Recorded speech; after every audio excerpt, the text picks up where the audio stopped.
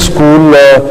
तालीमी इदारे, सिर्फ स्कूल नहीं, यूनिवर्सिटीज़ भी, बाकी भी जितने भी तालीमी इदारे हैं वो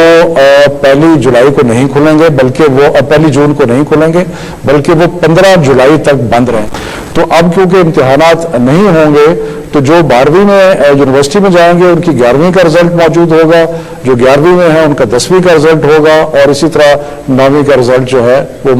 होगा, मौजूद होगा। सो इस लिहाज से जो पिछले साल के रिजल्ट्स हैं उसकी बुनियाद पे